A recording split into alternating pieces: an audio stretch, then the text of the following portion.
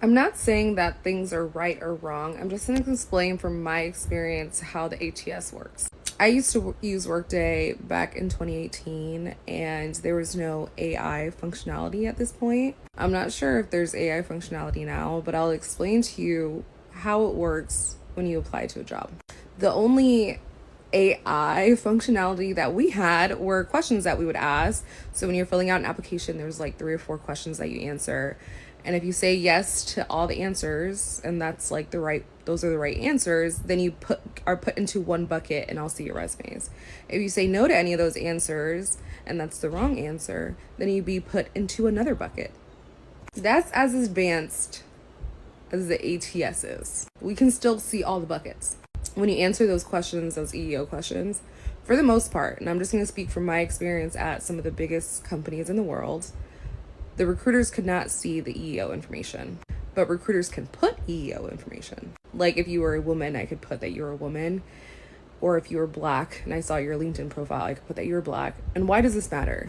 Because companies track how many people that we're reaching out to who are women and who are diverse, how many people who are getting hired who are women and who are diverse, how many people are interviewing. So they're making sure for the recruiters to be able to do their job and to be able to track how many people are going through the pipeline who are diverse and who get hired, where the bottleneck is, right? So if recruiters are reaching out to a bunch of diverse candidates, but they're not getting hired, then that's pretty much the hiring manager's fault, right? Or if recruiters are reaching out but they're not getting to the interview, then the recruiter is weeding them out.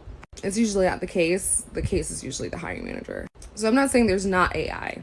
I'm just saying from all the ATSs that I've worked with, and I've worked with a lot, for all the companies that I've worked with, and I've worked with a lot, some of the biggest, most expensive, most technically advanced companies, their ATSs are just very simple filing systems that have like really cool reporting functions. But every resume that goes through that system, at least I would say for the first 3 weeks, the recruiters are reading. Once we have gotten to our point where we have candidates, we've reached out to them, they're interviewing, we're probably not looking at resumes anymore, but there is no like a ranking system. And the only thing that they rank is keywords. And actually back in the day, I think this was like in 2017, there was this ATS that was doing like a ranking system and it would give the candidates like a number, and LinkedIn did this too. And they had to do away with it because it did show bias. This was years ago though. Anyways, I'm not saying that people are not racist. They are racist. I'm not saying that they're not sexist. They are. But let's not blame it on the ATS guys. If they're doing that, it's the recruiters and it's the hiring managers.